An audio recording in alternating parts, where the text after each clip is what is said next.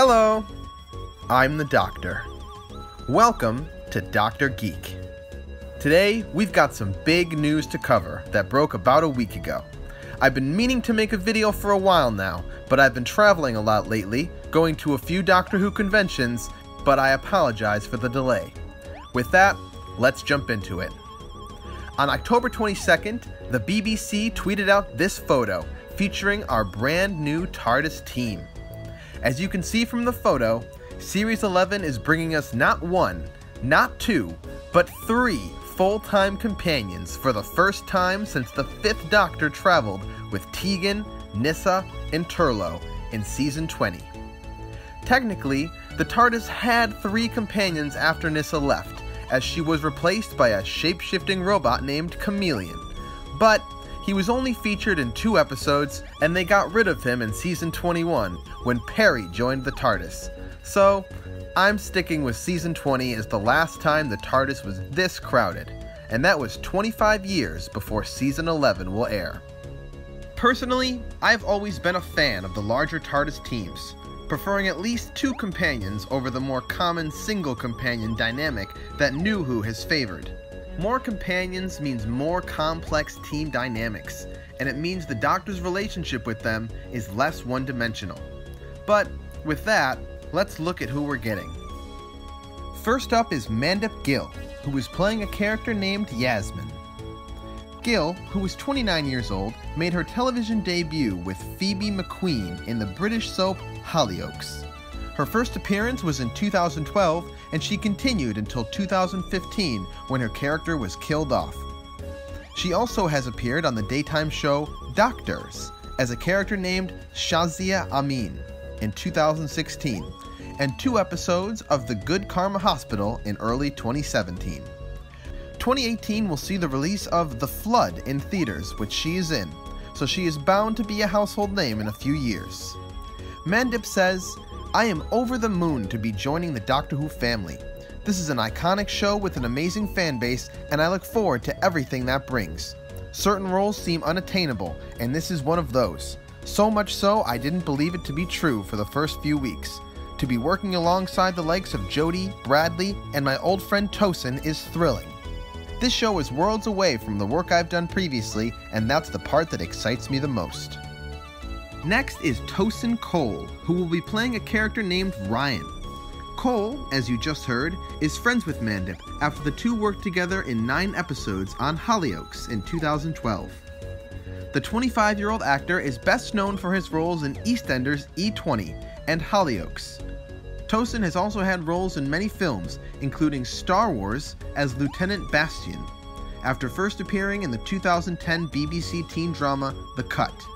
He has been quietly making a name for himself over the last few years in movies and shorts, most recently in the film Unlocked, starring Orlando Bloom. Tosun said, "I'm grateful and excited to be part of this journey with the team. I'm looking forward to jumping in this Doctor Who universe." Lastly, we get to the man who, at 57, could potentially be the oldest full-time companion in Doctor Who TV history. Short-term and audio-only companions not included. Bradley Walsh, playing a character named Graham, is an actor, comedian, and game show host who was widely expected to become the new Doctor's right-hand man, although details of his exact role are yet to be confirmed, and it is possible he may not be traveling in the TARDIS full-time, but may instead just be a friend, similar to Madame Vastra. Actually, that could be the case for any of the people we've talked about today, but personally, I'm leaning towards that these 3 are full-time companions, given the attention that their announcement was given. Walsh has been working in television nearly as long as his co-star Tosun Cold has been alive, getting his start in 1994 as a member of the BBC's National Lottery presenting team. He soon took over the British adaptation of the show Wheel of Fortune in 1997, and a year later decided to try his hand at actual acting. The Sarah Jane Adventures fans may recognize Walsh from his 2-episode arc on that show, playing 3 parts of the same ego in the 2009 story The Day of the Clown. It was around this time that Walsh became the presenter of the general knowledge game show The Chase and appeared in the crime drama Law & Order UK. He appeared in 53 episodes of that show as Ronnie Brooks, a longtime policeman and recovering alcoholic, which must have impressed Chris Chibnall, who served as executive producer and sometimes writer of that program in 2009. While Walsh's new role will certainly keep him busy, an informant has confirmed that it won't affect his role as presenter of the game show The Chase, which he will continue to do.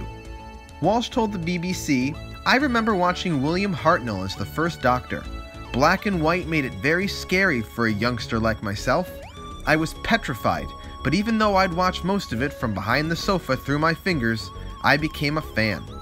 I then queued up for ages to get into the Carlton Picture House in Watford to watch the great Peter Cushing appear as the Doctor in a full-length feature film made in glorious color. Am I thrilled to be part of this whole groundbreaking new dawn for the Doctor? Oh yes." Summing up, incoming showrunner Chris Chibnall says, "The new Doctor is going to need new friends. We're thrilled to welcome Mandip, Tosun, and Bradley to the Doctor Who family. They're three of Britain's brightest talents, and we can't wait to see them dive into brand new adventures with Jodie's Doctor." Piers Wenger, controller of BBC Drama, says, "The casting of Mandip, Tosun, and Bradley is a mark of the new creative ambition Chris is bringing to Doctor Who. He's already made history with the casting of Jodie. These three new characters complete a new and utterly unmissable team aboard the TARDIS." In other news, it was also announced that Sharon D Clarke is joining the show in a reoccurring role. Sharon Clarke is best known for playing Registrar Lola Griffin in the BBC One medical drama Holby City for over 3 years between 2005 and 2008. Elsewhere on TV, she was Grandma Flossie in the 2004 series The Crust and was a judge on the BBC talent show The Last Choir Standing, because, it turns out, she's also a singer. So it will be very interesting to see how she fits into Series 11. So, as for my take on it, obviously, it's unwise to judge any new companions before we've even seen them on screen, so I will reserve my comments for once they've made their screen debuts. However, I will say that from what I've seen of these actors, they all seem to be bringing something a little different to the TARDIS team, and I appreciate that, since we've gotten a lot of cookie-cutter companions over the past few years who, while all great in their own right, have all been cut from a very similar cloth. Personally, I've always liked companions of an older age, thinking back to the very first two companions, Ian and Barbara, who were middle-aged school teachers, not to mention countless companions in the audios that stray from the traditional young girl theme that the show likes to come back to time after time. It's great to see that two young actors of color, along with an older gentleman, are being included in this team to complement the first ever female Doctor. At any rate, it should be interesting to watch, and I can't wait. Speaking of that, it has been confirmed that the new series will be a 10-week run of 50-minute episodes in autumn of 2018, starting with a 1-hour season premiere. Obviously, this means that the series will be shorter than in recent years and is almost a year away, but the longer episode runtimes will hopefully balance out the stories a bit more, especially since we will have so many extra characters to check in with now. Classic Who was always able to juggle its large TARDIS teams by splitting the stories into 4 to 6 episode installments, in general, which meant that each story was at least an hour and a half long. It seems that Chris Chibnall is looking to get as much time as he can in every episode to develop these characters properly. So, that's all the news we have so far on Series 11. It's coming to us in autumn of 2018 with Yasmin, Ryan, and Graham joining the TARDIS team. It can't come soon enough, but we still have an amazing Christmas special to look forward to in just over a month and a half. So there's plenty of great Doctor Who coming.